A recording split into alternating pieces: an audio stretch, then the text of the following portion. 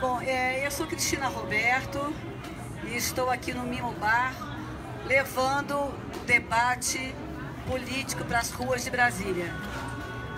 Nós achamos que é da maior importância a gente levar para a rua o que a gente está discutindo dentro das nossas casas, dentro dos nossos trabalhos, para que esses assuntos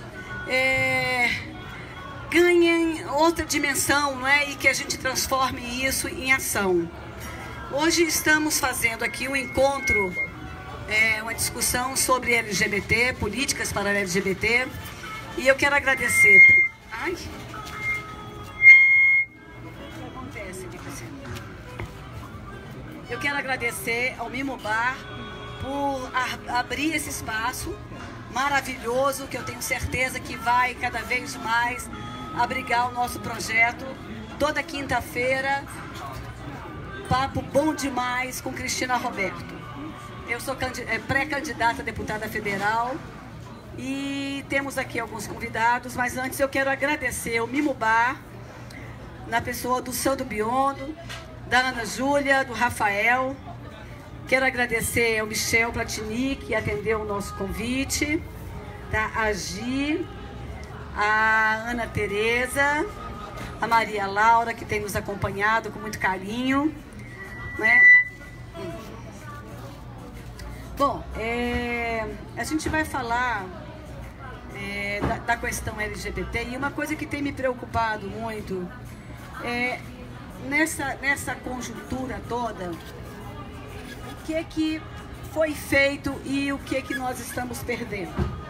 Tá? Então, é uma lista grande de conquistas que eu quero ler aqui para vocês, só para vocês terem consciência que nem sempre foi assim, que já foi diferente. Né? Por exemplo, em 1992, o PT foi o primeiro partido a ter um núcleo ligado às causas LGBT. Em 1996, uma deputada do PT, a Marta Suplicy, tá, que não sei porquê se perdeu no caminho, propõe projeto de lei que reconhece a união estável entre casais homoafetivos. Em 2003, em seu primeiro ano como presidente, Lula transforma a Secretaria de Direitos Humanos em ministério. Em 2004, foi criado o programa Brasil Sem Homofobia, a nível nacional. Em 2006, é inclusa na Lei Maria da Penha a união homoafetiva. Em 2008, acontece a primeira Conferência Nacional de Políticas e Direitos Humanos LGBT do partido, e depois vieram outras, em 2008 e 2017. Em 2009, a criação da Coordenação Geral de Direitos LGBTs, subordinada à Secretaria de Direitos Humanos e ao Ministério. Em 2010, foi criado o Plano Nacional de Promoção da Cidadania e Direitos Humanos LGBTI, buscando a valorização humana de renda, escolarização, educação, saúde e pontos importantes como identidade de gênero e prevenção da violência contra a comunidade LGBTI. Em 2011, acontece a inclusão do modo LGBT no Disque 100 e o primeiro relatório sobre violência e homofobia feito no Brasil. Em 2013, o SUS passa a implementar o atendimento completo para a população LGBTI, incluindo terapia hormonal e cirurgias, inclusão do nome social no cartão do SUS. Em 2013, decisão que garante aos casais homoafetivos direitos já contemplados por casais heteroafetivos, como plano de saúde e licença. Direito à herança. 2013, a criação do Sistema Nacional de Promoção dos Direitos e Enfrentamento à Violência contra a Comunidade LGBTI.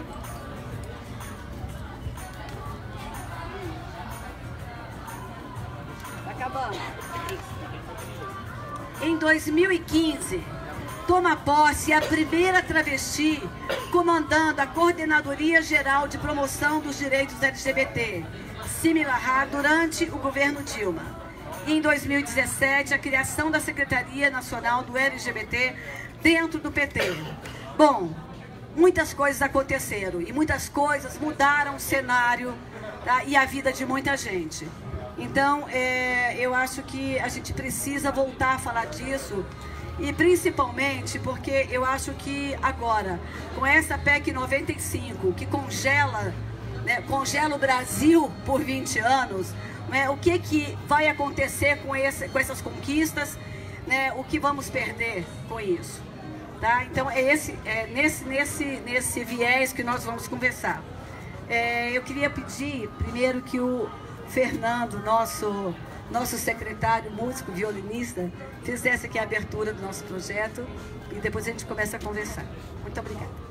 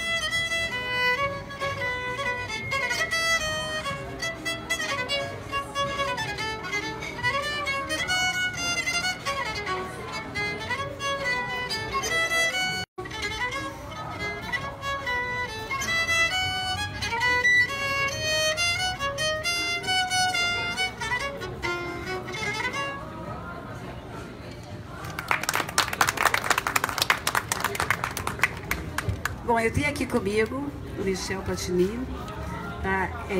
A gente já conversou um pouquinho antes, mas eu queria, Michel, que você, dentro dessa nossa preocupação, tá? Você contasse pra gente, né, o que está acontecendo e o que você acha que precisa ser feito para que todas essas conquistas, tá, não desapareçam, né, não fujam das nossas mãos. A gente está vendo aqui o crescimento absurdo da homofobia, né? A gente está vendo o desaparecimento de verbas, de investimentos na área da saúde, na área da educação, na área da segurança, né? Onde é que vai dar isso, Michel? Socorro. Então, boa noite a todas e a todos. Vou ficar aqui na microfonia. Gente, primeiro eu queria me apresentar. O meu nome é Michel Platini. Eu estou presidente do Conselho de Direitos Humanos do Distrito Federal, mas eu sou tradutor de Libras, e eu dediquei parte da minha vida ao ativismo pelos direitos humanos, e eu comecei esse ativismo quando eu tinha ali uns 12, 13 anos de idade, quando na escola eu percebi que eu tinha voz e que eu tinha que fazer alguma coisa pelaquela realidade que a gente estava vivendo naquele momento. Naquele momento, algumas pessoas na minha escola receberam livros e outras pessoas não receberam.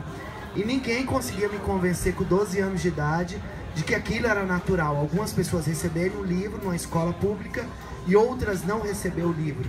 Então eu comecei naquele momento a me organizar junto com um coletivo de estudantes que também, junto como eu, acreditavam que também a gente não podia aceitar aquilo que a gente estava vivendo.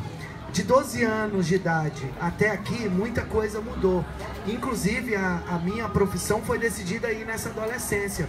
Porque eu lidei com a situação na escola pública, quando eu era presidente do Grêmio Estudantil, de que tinha um surdo na minha escola, e ele era adolescente também, e foi apreendido pela polícia, porque estava tentando se comunicar em uma loja de conveniência, e a delegacia não conseguia estabelecer comunicação com ele e entender o que tinha acontecido. Então ele passou ali quase o dia todo na delegacia até a gente conseguir encontrar uma pessoa que soubesse falar Libras com ele.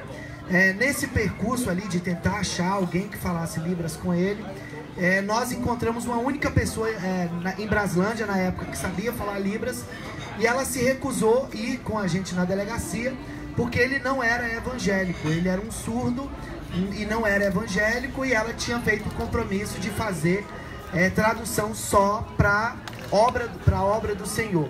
A gente continuou com a comunicação com ele, dali eu decidi que eu ia fazer alguma coisa também por essa luta. Cristina, nós temos algumas conquistas que inclusive estão sob ameaça com o crescimento dessa onda fundamentalista, que não vem da sociedade inteira. Porque eu acredito que a gente ganhou esse debate na sociedade. A sociedade não é tão homofóbica quanto o parlamento é. E as pesquisas, os estudos dizem já isso. A sociedade não é tão homofóbica, tão LGBTfóbica quanto o nosso parlamento é. O nosso parlamento, ele não representa o extrato da população brasileira. É um parlamento branco, de macho, empresário, e que não dialoga com as nossas pautas identitárias e também não dialoga com a diversidade presente nessa sociedade. O que nós temos conquistado até hoje é fruto de muita resistência da própria comunidade, que se deu no judiciário e que se deu através de luta e de uma atuação aqui e ali. Nós precisamos avançar muito, porque está sob ameaça um direito que a gente não conquistou através do parlamento. Hoje, por exemplo, aqui no Distrito Federal, nós temos o Estatuto da Família, que diz que a minha família com o meu companheiro não é família.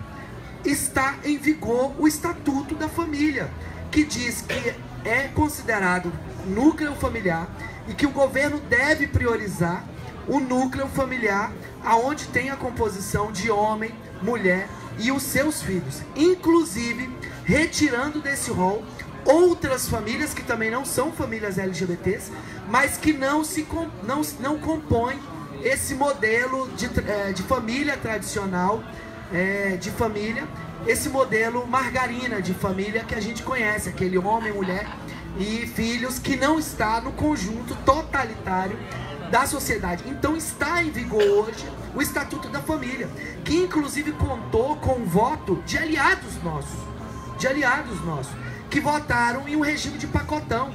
Votaram 22 projetos em apenas 2 minutos. Inclusive aliados históricos nossos assinaram esse Estatuto da Família. O que nós temos é os direitos civis assegurados a partir de 2014, que é um reconhecimento do judiciário brasileiro, que é um absurdo você negar direitos humanos e civis para uma população que também coopera com a construção dessa sociedade. Eu costumo dizer que, olha, quando a gente nasce, quando você olha para uma criança que está acabando de nascer e que não existe sobre ela nenhuma taxação de rótulo, ela é uma criança igual às demais crianças. Nesse exato momento está nascendo uma criança, milhões de crianças no mundo inteiro, que nascem sem rótulo. Quando essa sociedade ela vai crescendo nessa sociedade, a sociedade vai criando muros e abismos sociais que os distanciam de políticas públicas, que diz, olha, essa pessoa merece ter direitos e essa pessoa não merece ter direitos. E nós colaboramos com essa sociedade. A comunidade LGBT, como os outros conjuntos e as outras minorias, também cooperam com a sociedade e vivem a restrição dos seus direitos. Antes de 2014, por exemplo, eu fui a primeira pessoa a incluir o meu companheiro no plano de saúde na Câmara Legislativa. Quando eu cheguei lá para pedir a inclusão do meu companheiro no plano de saúde, eu ouvi do servidor que falou, olha, isso não é permitido e eu espero, Deus, que eu não esteja vivo para ver isso. Agora, qual diferença tem do valor que eu pago do plano de saúde e de uma pessoa que é heterossexual que também paga o plano de saúde? Antes disso, Cristina, antes de 2014, quando houve o reconhecimento do STF, eu presidi aqui em Brasília o Grupo Estruturação, que é a ONG LGBT mais antiga do Distrito Federal e a terceira mais antiga do Brasil. Nós procurávamos os planos de saúde. O Estruturação batia na porta dos planos de saúde para falar, olha, Amil, vem cá, nós temos uma comunidade LGBT que precisa ter plano de saúde. Vamos fazer parceria para que essas pessoas possam ter um plano de saúde? A gente rodou quase todos e a gente conseguiu fazer, na época, com um plano de saúde. A gente rodou diversos seguros de vida e a gente conseguiu fazer com apenas um, porque nós estávamos vivendo um momento em que diversas pessoas morriam e os seus companheiros e companheiras ficavam desassistidas. Gente que passou 30, 20, 18 anos juntas e que na hora que essa pessoa falecia, a família que não aceitava a relação dela chegava, adentrava dentro de casa, chutava essa pessoa e ela ficava sem nenhum tipo de assistência. Nós não estamos falando de 20 anos atrás, de 30 anos atrás. Nós estamos falando de uma realidade há 4 anos atrás, há 5 anos atrás. Os direitos civis da comunidade LGBT, que mais de 36 direitos civis eram negados antes de 2014, antes do reconhecimento da Suprema Corte. E tudo que nós temos conquistado até hoje advém de uma relação com o Judiciário. Na presidência do Conselho de Direitos Humanos, eu denunciei no meu mandato inteiro a internação de pessoas LGBTs no cárcere. Eu cheguei no presídio e me deparei com a história de destruir qualquer pessoa. Tinha uma mulher com as mãos para trás, sendo tratada como homem, vestida como homem, com os seus cabelos raspados. Uma mulher transexual. Você raspar o cabelo de uma mulher é você arrancar a humanidade dela. É você dizer, olha, você pode ser mulher daqui para fora, mas aqui para dentro você não é mulher. Aqui você vai ser tratada como homem. E nós começamos a denunciar isso no mundo. Levamos para o Conselho Nacional de LGBT, Conselho Nacional de Direitos Humanos, a ONU. Comecei a trazer organismos junto comigo para o presídio, porque eu comecei a ser ameaçado porque denunciava essa situação lá dentro. Denunciamos situações em que o presídio expunha a sorologia de LGBTs para toda a massa carcerária, colocando em uma parede no consultório do médico que atendia. A sorologia dele era anunciada para todo o conjunto da massa carcerária. Denunciamos operações lá dentro do cárcere, em que LGBTs eram obrigados a servir como mula, onde eles tinham que muitas vezes carregar faca no ânus para ter o convívio dentro da massa carcerária. Nós estamos falando de uma sociedade que viola os direitos humanos dessa comunidade. Mas se isso é tão duro aqui fora, é mais duro lá dentro do sistema prisional, porque é onde a sociedade não consegue ver. E esse silenciamento se deu por muitos anos. E há poucos meses nós conseguimos mudar isso. Agora o presídio não pode mais raspar o cabelo das mulheres. As mulheres transexuais, travestis, têm o direito de um respeito à sua identidade de gênero dentro do cárcere, por causa dessa luta. Nós conseguimos criar uma ala LGBT dentro do presídio, fazer com que os GBTs conseguissem tirar a sua visita em um dia diferenciado, para que eles tivessem preservado a sua dignidade e ela não fosse mais vulnerabilizada diante da massa carcerária.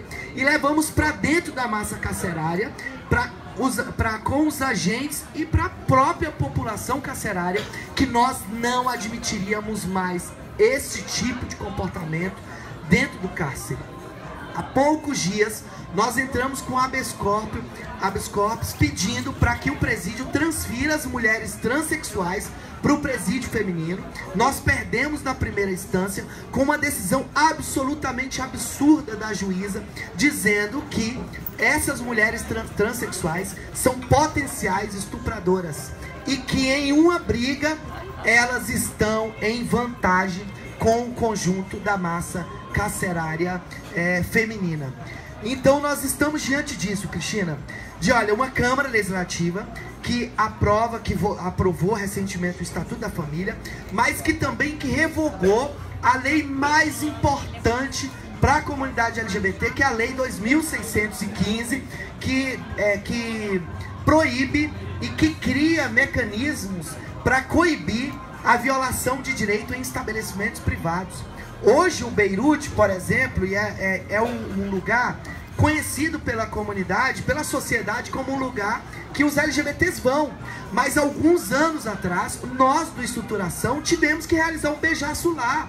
Por quê? Porque os casais LGBTs que financiavam aquele espaço, que era a maioria que ocupava aquele espaço, quando realizava qualquer ato de afetividade, chegava um garçom e falava: olha, não faça isso porque aqui é um ambiente familiar. Inclusive nos tirando o direito de ter família. Para algumas pessoas e para essa bancada fundamentalista, Nós não temos família. Nós somos filhos de chocadeira. E nós vivemos no dia a dia cuidando um do outro, porque nós ainda lidamos com situações em que LGBTs são expulsos de casa quase que diariamente. Se nós estamos vivendo um surto de suicídio nessa sociedade, eu estive semana retrasada com o delegado aqui da Asa Norte, me relatando que tem um suicídio por semana nessa região da Asa Norte. Mas a comunidade LGBT tem ainda uma incidência de suicídio 6 vezes mais do que o conjunto da sociedade. Nós não estamos falando de privilégio, porque há um segmento da sociedade que tenta construir uma narrativa de que há privilégios e que a gente está defendendo privilégios, sendo que a gente não conseguiu até agora minimamente a equiparação de direitos. Por que que para a ONU e para os organismos internacionais isso é tão importante? Por que que os direitos humanos da comunidade LGBT é tão importante? Porque o Brasil ainda é um dos países que mais viola direitos humanos da comunidade LGBT. É um dos países que mais matam pessoas transexuais, travestis. A Dandara foi um caso que todos nós assistimos da tela do computador e que há 2 anos foi assassinada, pedrada, e uma pessoa filmava isso acontecer, com um requinte de violência e de crueldade, de que você naturaliza a violação de direitos, que você naturaliza aquilo que era imputado para ela. A sociedade, as pessoas que assistiam aquilo, assistiam ela e olhavam para ela como se ela fosse uma pessoa que tivesse menos direito do que ela, que é a minha humanidade eu guardo, agora a humanidade dela eu extermino. Então nós estamos diante disso.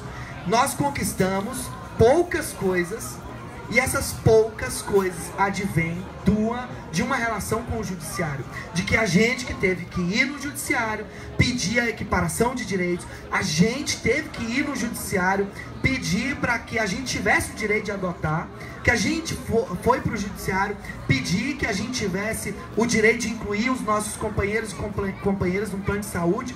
E olha que coisa mais cruel. Em um momento em que essa humanidade já não acredita no casamento, nós ainda estamos nas ruas lutando pelo direito de se casar. Enquanto essa sociedade não acreditam mais. As crianças, vocês veem a naturalização do uso da droga, de uma criança na rua, e todo mundo olha como se fosse normal, e nós ainda estamos nas ruas lutando pelo direito de adotar, pelo direito de constituir as nossas famílias. Cadê coisa mais genuína, mais bonito do que isso, que é uma comunidade na contramão da desumanização que a gente vive, na contramão da violência que nós estamos vivendo. Nós estamos lutando pelo direito de ser e pelo direito de amar. Uma sociedade que coisifica as pessoas, uma sociedade que naturaliza as violências, uma sociedade que já não acredita no afeto, aonde cada um está preocupado com o seu quadrado, cada um está preocupado com a sua vida. Nós ainda estamos na rua lutando por esse direito. Por que que nós estamos nessa disputa? Por que que eu me candidato em um período tão difícil como esse? É porque nós não podemos mais ficar tendo só ações reativas. A cada lei que essa Câmara vota, nós vamos para lá. A cada lei que essa Câmara vota, nós entramos com ação para revogar ela. A cada movimento que a bancada fundamentalista faz, a gente vai depois reagir a ela. Nós estamos em um momento que nós precisamos de ter voz na Câmara Legislativa. Nós temos voz, a nossa voz está nas ruas. A gente está ecoando ela há muitos anos. Agora a gente precisa de representação política. Por quê? Porque nós precisamos mudar na lei, para não existir fragilidade. Há poucos dias eu estava debatendo com um deputado fundamentalista na Globo News, e ele falava assim, olha, sabe por que que o Estatuto da Família não reconhece a família deles? Porque a Constituição não reconhece a família deles. Porque na Constituinte, a Marta Suplicy e diversos outros parlamentares que faziam essa narrativa de incluir os direitos da comunidade LGBT, já existia uma bancada fundamentalista que se organizou, deputados evangélicos e deputados católicos que se organizaram para colocar aquele artigo 206, para delimitar que família pode ter o reconhecimento do Estado. Então nós estamos nessa disputa, porque nós precisamos mudar a lei orgânica, porque nós precisamos criar mecanismos para enfrentar a violência, porque nós precisamos de você na Câmara Federal para mudar a Constituição. E só assim que a gente vai mudar a realidade dessas pessoas, porque há muita fragilidade, e a cada decisão vai para a cabeça do juiz dizer se vai reconhecer ou não. Aqui, por exemplo, eu acompanhei um processo de mudança de nome e prenome de uma mulher transexual surda. Aqui, ela veio pra cá, para fazer aqui, porque ela já tinha tentado em Minas Gerais, no estado dela. O juiz sentava em cima do processo e nada acontecia. Então, nos 4 cantos do Brasil, nós ainda vivemos a violação e a restrição de direitos. Por isso, nós precisamos incidir nessas leis. E não é, Cristina, só os avanços que a gente precisa manter, que a gente conquistou minimamente através do judiciário, através de uma interpretação legislativa. Até os nossos governos do PT, ele precisava ter avançado um pouco mais com essa causa LGBT. Por isso nós fazemos esse debate, inclusive dentro do partido. O partido poderia ter feito um pouco mais. São ações isoladas daqui, dali, daqui, ali, mas nós precisamos incluir como política pública. Mas sabe por que a gente precisa incluir como política pública? Porque não é justo que a gente viva fazendo tudo que a gente faz para essa sociedade, fazendo a mesma coisa, a gente não ter equidade e direitos iguais. Por isso que a gente está nessa luta. Obrigado. Uau! A importância do Michel nessa luta é um negócio fantástico, porque é um cara que está fazendo isso há muito tempo e que está forte, né, disposto, entregue. E claro que tudo isso que aconteceu, que eu li aqui, tá, o Michel passou por isso, tá? Tava na rua, né, tava buscando essas conquistas. Parabéns, Michel. Emocionante. Bom, eu tenho aqui a Ana Tereza, tá, que vai falar alguma coisa sobre a Ellen Frida, que não conseguiu chegar até nós porque teve um problema de família. Boa noite, eu sou a Ana Tereza Toni, eu sou a coordenadora geral da pré-campanha da Ellen Frida, uma moça guerreira, lutadora de São Sebastião. Ela trabalha muito na área de cultura, tem lá em São Sebastião a Casa Frida, que é uma instituição que acolhe LGBTs que são vítimas de violência no Distrito Federal. São várias meninas e meninos que estão lá, que foram abandonados, que sofreram violência, e ela os acolhe. Ela infelizmente teve um problema, não conseguiu chegar. Uma pena, um debate muito interessante. Eu concordo muito com o que o Michel Platini falou do nosso Congresso, da falta de interesse e da tamanha, da imensa organização da bancada fundamentalista vis-à-vis a nossa bancada.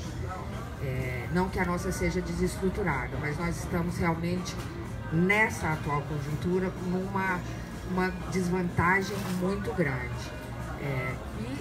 E essa desvantagem, Michel, não sei se você vai concordar, mas ela extrapola o Congresso e chega também no Executivo, no governo, na parte do governo, de qualquer um que seja, na fragilidade e na falta de concretização das ações de política pública que atinjam a nós. Eu digo a nós porque eu também sou homossexual.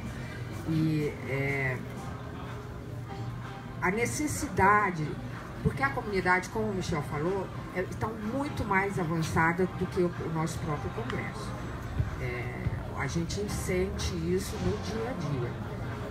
É muito mais fácil você ser aceito na comunidade do que você ser beneficiário de uma política pública do governo, venha do Executivo ou venha de uma legislação vinda do Congresso.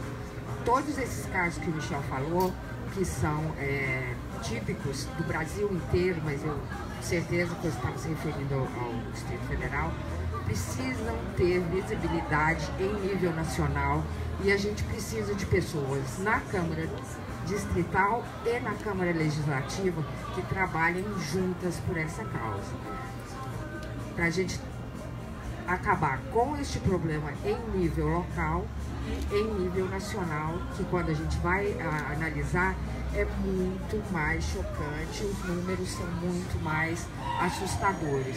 A gente precisa de uma estruturação dentro do Congresso Nacional que dê prioridade para essa turma, para essa comunidade que somos nós, que a gente sofre no dia a dia.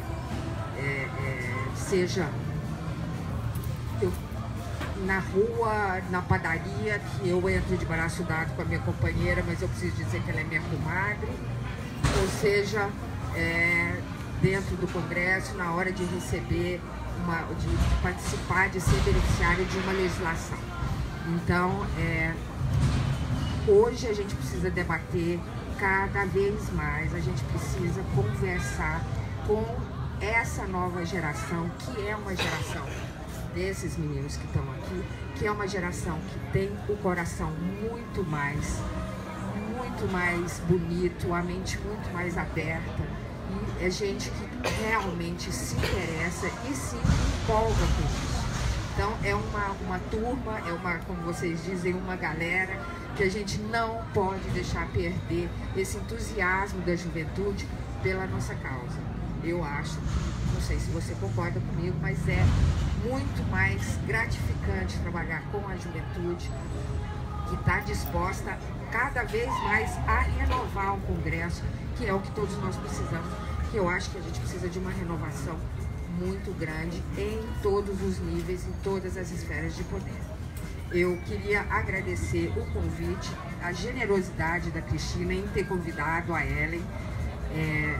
É um prazer muito grande para nós, da equipe dela, podermos estar aqui. Foi um carinho, nós sempre fomos muito bem recebidas, com muito carinho pela Cristina. Muito obrigada em nome da Ellen, em nome da nossa equipe. Agradecer você ter nos dado essa oportunidade, mesmo ela não estando aqui, de eu falar. Para nós é uma honra muito grande poder estar caminhando com vocês, agora com o Michel, numa conversa, num debate tão saudável para todos nós. Muito obrigada. A Ellen é uma pessoa muito especial, que eu tenho realmente muito carinho. Uma coisa que tem me preocupado muito, gente, nesse processo todo, claro, essa onda de suicídio para mim é muito doído ver isso. Acho que a gente tem que pensar muito e falar muito sobre esse assunto, porque tem sido muito frequente e é muito estranho, né? Como é que uma pessoa tira a sua vida, né? E por que isso está acontecendo? E acho que, principalmente no jovem LGBT, na jovem LGBT, que encontra dificuldades de lidar com isso com a família, não só com a sociedade, mas principalmente dentro da família. Eu queria que a Gi falasse pra gente assim, como é que foi isso pra ela, como é que é essa convivência com a família. Oi, tudo bom? Obrigada, Cristina, por me convidar aqui. Eu sou a Gi, Lisboa, eu sou estudante da UNB, faço artes cênicas, sou bissexual e eu sou um pouquinho fora da caixa, sabe? Eu fui abençoada com um pai muito compreensível, que ele sacou já a minha sexualidade antes mesmo de mim. Foi muito relax pra gente a conversa. Eu acho que grande parte do que foi importante nesse processo de um entendimento do meu pai, que durante muito tempo, na minha infância, foi uma pessoa mais fechada, mais conservadora, mais tradicional, foi realmente o contato com a juventude. Ele, chegando nos 40 anos, ele voltou para a faculdade, fez outro curso, se formou nesse outro curso, entrou em contato com várias pessoas 20 anos mais novas do que ele, E isso mudou completamente a cabeça dele. Atualmente eu estou me formando para ser professora, estou dando aula de teatro para uma pequena turma de adolescentes. E na minha pequena realidade de artista, de professora, de estar muito próximo da comunidade LGBT, que no meu departamento, na minha universidade, temos uma grande comunidade e isso é incrível porque essa comunidade foi invisibilizada durante tantos anos e séculos no nosso mundo. E é lindo a gente entrar num espaço, num lugar, numa cidade e a gente conseguir ver essas pessoas na rua. Essas pessoas existem. E é isso. O que eu acho que foi importante para o meu desenvolvimento, para minha relação com a minha família, para minha relação com o espaço público, essa representatividade, a existência dessas pessoas e a gente ter essa voz de falar: oi, estamos aqui e não vamos desistir de quem nós somos, de quem amamos. Se eu não me considero de acordo com o gênero que me deram no meu nascimento, ou seja, eu sou uma pessoa trans, eu gosto de uma pessoa da mesma sexualidade que eu, isso tudo vai mudar os pensamentos das pessoas. Na minha micro-realidade, é uma das coisas mais importantes para mudar a cabeça das pessoas, é a representatividade, a nossa vontade de luta. É isso aí, obrigada. Sim, Henrique.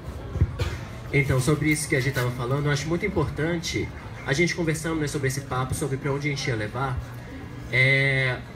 Do outro lado, eles falam bastante que, assim, pai nenhum quer ter um filho LGBT. Eu nasci em um lar LGBT, minha mãe é lésbica.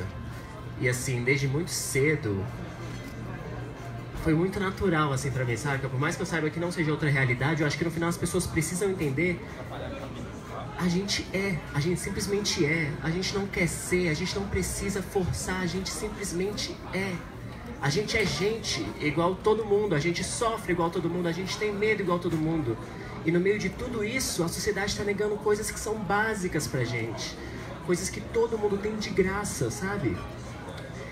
Mas aí nessa nossa trajetória, a gente parou pra ver quantos pais LGBTs hoje em dia já têm a coragem, já têm a normalidade, que deve ser normal mesmo, de falar: eu amo muito meu filho. A gente, graças aos céus, a gente descobriu muitos pais que se orgulham, sim, dos seus filhos LGBTs. Então esse é um argumento que eu acho que a gente tem que cada vez mais debater. Porque nós temos famílias, nós temos identidades, nós temos alma, como todo mundo.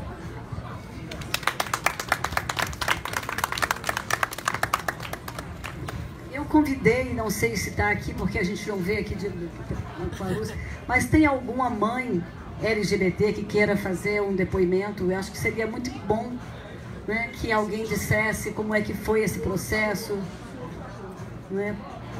Não?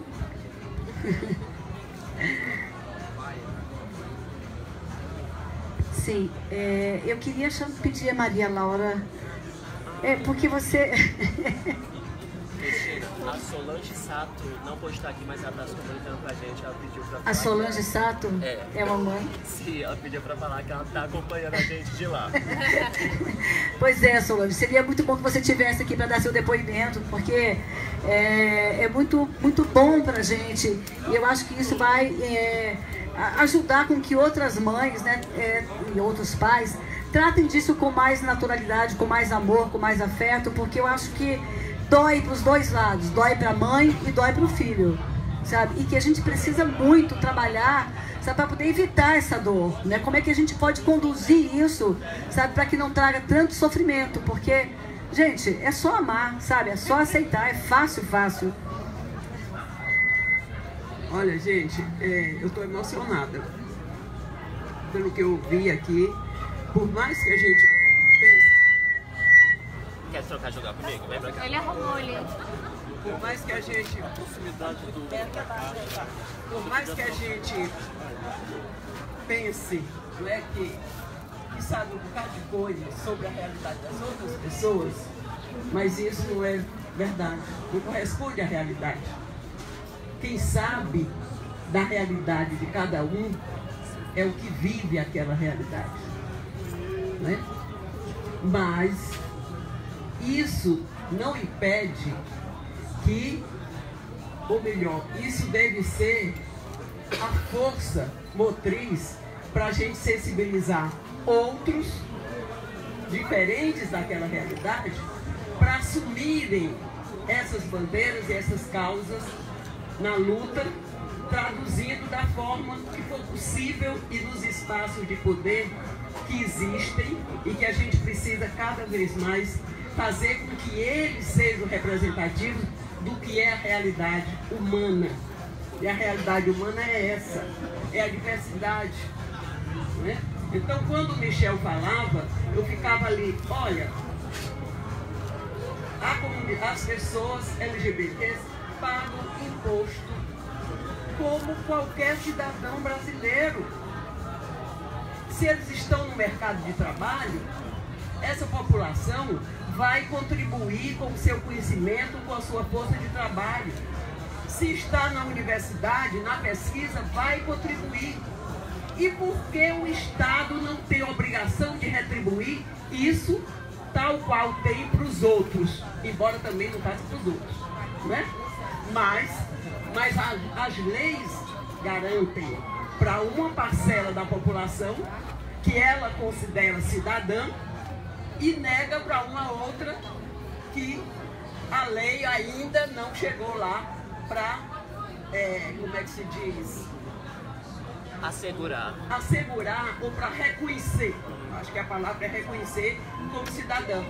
Então, Cristina, eu acho que a conquista desse espaço aqui para essas conversas é de fundamental importância. E se a campanha eleitoral não permitir, né, a vitória de vocês, que é o que eu desejo, fique certa que uma contribuição foi dada. Uma semente foi plantada, que é ter a coragem de, com cara lavada, vir para o meio da rua, discutir uma questão que faz parte da realidade humana e que colocam debaixo do tapete. Por mais que a gente viva esses anos 2000 já com uma visibilidade maior e melhor do que anos atrás, né? Então eu quero parabenizar a Cristina pela coragem de promover esse tipo de discussão e dizer que você não está só. Você não está só. Porque essa é uma causa humana. É de direito, é de cidadania. Entende? Então, e já que a gente não tem os meios de comunicação tão amplos, né? Porque eles estão nas mãos dos que têm dinheiro, né? A gente utiliza um período de pré-campanha eleitoral e depois de campanha eleitoral para conversar com a população, para olhar no olho, né?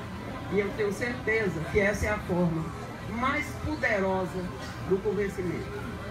A gente atinge poucos, aqui somos quantos? 50?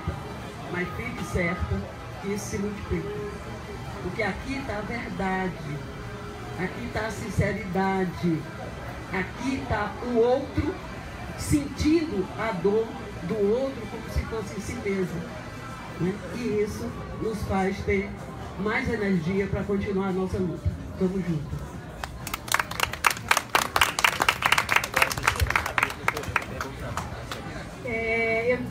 O microfone está aberto, se alguém quiser falar, quiser fazer alguma pergunta, quiser falar de sua experiência. Eu acho muito interessante ouvir as experiências das pessoas, porque eu acho que através delas a gente aprende e compreende mais. Eu gostaria de fazer uma pergunta, um comentário. Não, então, hoje a gente estava à tarde falando sobre o tema, né, com a juventude, e muito se falou sobre, às vezes, programas que a gente nem sabe que existe. Por exemplo, o SUS humanizado, né, que é uma questão que tem várias questões, por exemplo, dentro da causa trans, que que são um pouco mais complicados do que até para mim que sou gay. Só que tudo isso, todos esses avanços estão meio que sendo ameaçados, né? Porque é isso, o congelamento de 20 anos nos gastos públicos. Como é que a gente vai andar... Aí a pergunta para vocês dois. Como é que vocês acham que a gente vai andar nesse sentido dentro da atual conjuntura de um governo que, na minha opinião, é legítimo? Devia ter começado com primeiramente fora Temer, mas não comecei. Mas então é isso. Como é que vocês acham que a gente vai conseguir andar nesse sentido? Olha, eu acho que o primeiro caminho, tá, é eleger, tá, Lula, nosso presidente, tá, e eleger a maior bancada possível, tá, de pessoas comprometidas com as causas sociais, tá, ter um congresso decente, porque esse que está aí é indecente, tá, pessoas mais amorosas, sabe, mais comprometidas, né, com o povo de fato, tá, e revogar para sempre, tá, essa tal dessa PEC 95, porque isso aqui, sabe, é jogar o Brasil no abismo, tá? Eu acho que o caminho é esse. Foi simples. Então, a esperança, ela está depositada nas eleições, né? Nós estamos aqui para tentar promover essa mudança, né? Apesar do poder econômico ser muito cruel com as candidaturas, principalmente as candidaturas de base, as candidaturas comunitárias, as candidaturas de segmentos, as identitárias, o poder econômico é o maior empecilho. E a falta, em alguns momentos, da priorização dos partidos. Porque eu vinha conversando com o Carlos, que é o nosso coordenador da campanha, a gente não deixa, o espaço que a gente está, ele também em alguns momentos é um espaço machista, LGBTfóbico. A gente tem que mudar os nossos meios também, né, Cristina? É claro que na esquerda isso é mais inviável, né? O preconceito, a esquerda se constrange mais quando ela está se colocando ou se percebe LGBTfóbica. E há uma resistência nossa nesse sentido. Então, as eleições acendem como uma esperança. E o poder econômico é um problema, mas a gente precisa estar nas ruas e se organizar mais. Eu acredito que essa eleição deve ser uma eleição diferente, sabe? Eu faço parte da organização da Parada LGBT de Brasília e nós fizemos pesquisa. E o que nós ouvimos da comunidade, a gente já tinha avaliado a comunidade em outro momento, é que a comunidade está preocupada. Nós criamos o Bolsonaro, nós criamos ele. Quando eu falo que nós criamos ele, é porque ele não era nada.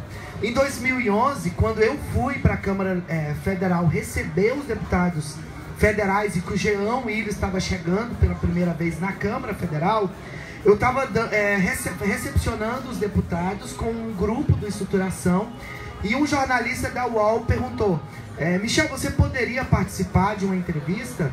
Enquanto eu estava falando para a UOL, surgiu um senhor gritando, falando do kit, que era debatido no governo Dilma para enfrentar a LGBTfobia na escola. E ele chegou gritando, tentando roubar a atenção da entrevista que eu estava dando ali agora. E surgiu ali fazendo aquela bagunça. Alguns minutos depois, um outro jornalista perguntou: você aceita fazer um debate com esse deputado que está gritando? E eles nem sabiam o nome dele. Ele chegou gritando. Então ele surgiu fazendo esse debate. Ele começou a polarizar. Hoje ele é um símbolo contra os direitos da comunidade LGBT. Mas no mundo inteiro, esse debate tem sido central. Na França, a posição do Sarkozy de dizer que era contra os direitos civis e humanos da comunidade LGBT, que fez ele começar a ser derrotado nas eleições. A comunidade LGBT que começou a resistir e a eleição dele começou a naufragar. Nos Estados Unidos, quando o Obama tinha feito compromisso com o casamento e com os direitos civis e humanos da comunidade LGBT, a Lady Gaga e outros artistas começaram a cobrar do Obama a posição dele. E esses artistas só entraram na campanha dele quando ele começou a se colocar publicamente em defesa dos direitos humanos e civis da comunidade LGBT. A própria Dilma, em alguns momentos em que ela recuou no kit, ela viu o quanto ela tinha errado de ter virado as costas para a comunidade LGBT, porque foi ela, a comunidade LGBT, que depois segurou a Dilma no segundo turno e cobrou dela uma posição. Então é central esse debate. E eu tenho dito, inclusive, isso dentro do PT. Dentro do PT, se o PT não se levanta para esse debate e não entende que há centralidade nisso, nós iremos naufragar. Porque para o conjunto da sociedade, e não só para a comunidade LGBT, essa luta não é só da comunidade LGBT. A cidadania e os direitos humanos da comunidade LGBT é de toda a sociedade. Não pode ser naturalizado que um segmento da sociedade que colabora, que, como a Maria Laura falou, com a pesquisa, com a sua força de trabalho, que está em todos os espaços, ela não tem os seus direitos civis. Então a esperança é essa, de que a gente consiga ter representação tanto na Câmara Legislativa. Eu falo muito, sabe? Eu quero muito ser eleito nesse mandato, mas ter também a Ellen lá, porque a Ellen faz um papel fundamental no momento que nós precisamos. No momento que nós estamos, a gente não pode ter só o luxo de ter só o Michel Platini na Câmara Legislativa, mas nós precisamos da Ellen Frida também lá na Câmara Legislativa, para que a gente possa ter uma bancada, que a gente possa dizer, olha, tem a bancada fundamentalista de um lado, mas tem a bancada dos direitos do outro lado. Eu costumo dizer que preconceito e discriminação, ela tem a mesma digital, é a mesma. Há poucos meses atrás, eu fui na marcha das pessoas com síndrome de Down. E sabe o que tinha nos cartazes que as pessoas com síndrome de Down carregavam, Cristina? Contra o preconceito. O preconceito mata tanto o LGBT, como mata de fome as pessoas com deficiência no mundo do trabalho. Porque esse mundo do trabalho, a Ana sabe, porque dedicou a vida dela à luta também pelos direitos da pessoa com deficiência, da pessoa idosa. Ela sabe o quanto essa sociedade precisa se voltar para as minorias. Quando você discrimina um LGBT, você também discrimina uma pessoa idosa. Você acha que ela tem menos direito do que você. Você também discrimina uma pessoa com deficiência. E o que nós precisamos construir com essa sociedade é uma narrativa que todas e todos devem ter os seus direitos assegurados, com equidade. A gente nem fala mais só de igualdade, mas é equidade. A gente precisa de equidade para que as pessoas se sintam inteiras, para que elas não se sintam alijadas desse processo. Quando você impede que uma pessoa com deficiência acesse a escola, ou acesse a cidade, restringindo os espaços sem rampa, sem acessibilidade, daqui a pouco você restringe que ela acesse o mundo do trabalho, que ela acesse a cidade, que ela acesse o transporte, que ela acesse a cultura. Há desdobramentos nesse processo de violação. Quando você viola ou expulsa uma pessoa LGBT, você tira as possibilidades dela de sonhar, de ter uma vida. E você está falando de humanidade. Nós lidamos todos os dias com pessoas que chegam no nosso espaço com a mochila nas costas, em que elas foram retiradas inclusive da sua família. Tem uma pessoa na minha candidatura, que hoje é uma das pessoas de mais confiança da nossa candidatura, que ele foi retirado do núcleo familiar dele, que era testemunha de Jeová, e que a família dele não faz sequer uma ligação para ele. Há 4 anos ele está longe da casa dele, mas o dogma religioso, a religião tampou de tal forma a visão dele, que a mãe dele, o pai dele acha que o que o pastor dela diz, o líder religioso dela diz, é mais importante do que o que ela sente com o filho dela. Então você está falando de humanidade, você tirar da pessoa isso que o nosso colega falou, Henrique falou, de que olha, eu sou uma pessoa, eu tenho alma também, eu sinto dor, eu sinto as mesmas coisas que todo mundo, e você impõe para essa pessoa, em um período que é tão difícil para ela quanto é para o conjunto da sociedade, que é a adolescência, umas vivências de sofrimento que o conjunto da sociedade não vive. Então ele tem que aprender a lidar, ele tem que aprender a falar que nem homem, ele tem que aprender, ela tem que aprender em algum momento a vestir, colocar aquele vestido que ela não quer, ela tem que negar a sua humanidade. Por isso que eu falo que a gente luta pelo direito de ser. E isso é absolutamente cruel, numa adolescência, você fazer isso com uma pessoa que vive os mesmos conflitos que todas as pessoas vivem. Por isso é tão importante e por isso nós estamos nesse espaço. Como a Maria Laura falou, eu entrei nesse processo eleitoral muito consciente do papel que eu tenho nesse processo eleitoral e do que significa essa candidatura, o que significa para a sociedade.